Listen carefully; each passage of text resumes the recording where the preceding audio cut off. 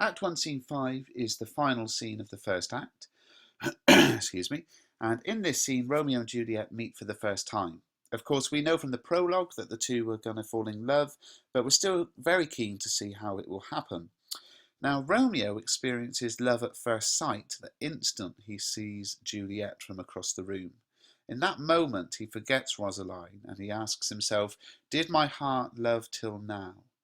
Although we have no doubt that Romeo has fallen in love, we are reminded of how similar his words here are to those he spoke to Rosaline in Act 1, Scene 1, where he said, "Those, this love feel I," who spoke of Rosaline, not to Rosaline. So Shakespeare is presenting Romeo as quite a fickle character whose mind and opinions change in an instant.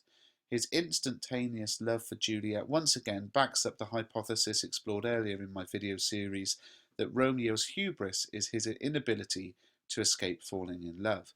That's, I guess, the pessimistic view. The optimistic view is, of course, that up until this point, nothing was real, it was all a plaything, and this is real love. And that optimistic viewpoint is backed up by some of the language use in this scene. So in Act 1, Scene 1, Romeo's unhappiness about Rosaline was basically due to the fact that she wouldn't have sex with him. But there's a contrast to that in this scene because the language is very different. So if we have a look at this little extract, we can see a lot of religious language between the two. So this is where they first speak to each other.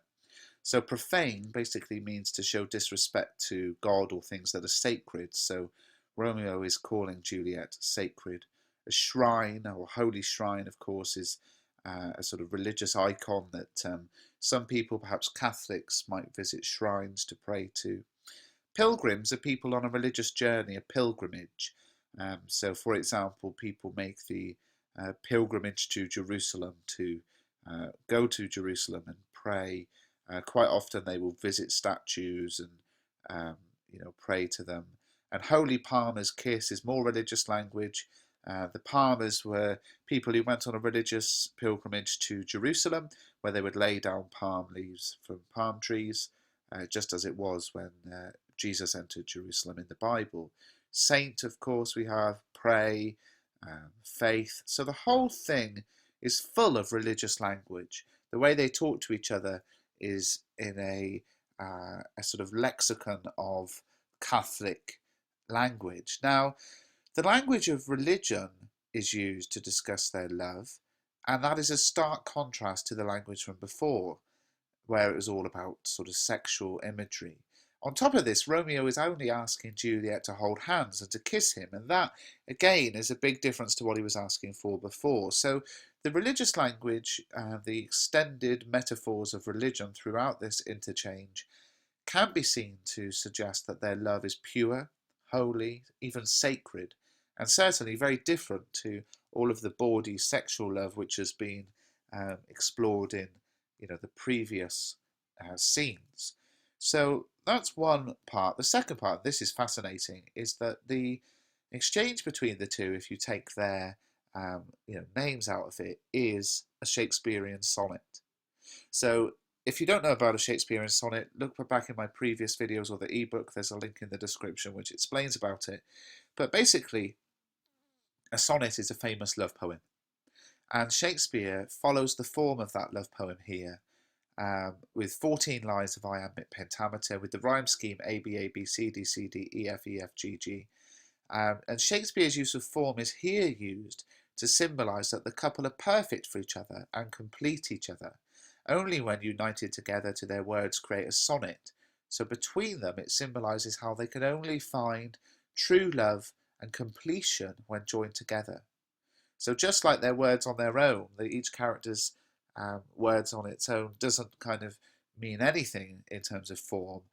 It shows that they are incomplete. It's a bit like that little necklace that you can get where it's a heart cut in two, and you give one half to the person you love, and then it suggests that when you join together, you sort of you love each other.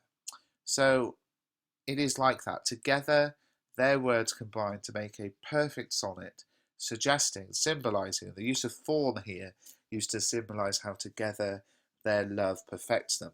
Now, an interesting point from Mr. Hayne when we taught this very text in class this week, and he was saying that one thing that's interesting is that this is Romeo and this is Juliet, and actually it slightly differs from the rhyme scheme of a sonnet in the sense that this is A B A B, so A hand rhymes with stand, this rhymes with kiss. This is C, but it's not C D. This rhymes back with Romeo's line here. So it's actually CB, CB. Now it's still a syllable, and you can still argue that it's this rhyme scheme. But of course, it's quite interesting because what Romeo says, Juliet takes her lead from that. So Romeo talks of pilgrims, and Juliet then talks of pilgrims. Romeo has this line ending with this, and Juliet has this line ending with this. Romeo finishes with kiss, Juliet finishes with kiss. Now, Mr. Haynes' hypothesis, and I think it's a very clever one, is that the naive 13-year-old Juliet is basically taken in by Romeo here and copies him, and her use of line endings shows that she's drawn in by him. She doesn't perhaps have the maturity to make her own sort of sonnet. She copies his style, and that reflects how he is influencing her. It's a very clever interpretation. I like it. And again, it helps with the alternative interpretations, which is so important at GCSE in particular, that you don't just say this means this, but you look to offer alternative interpretations.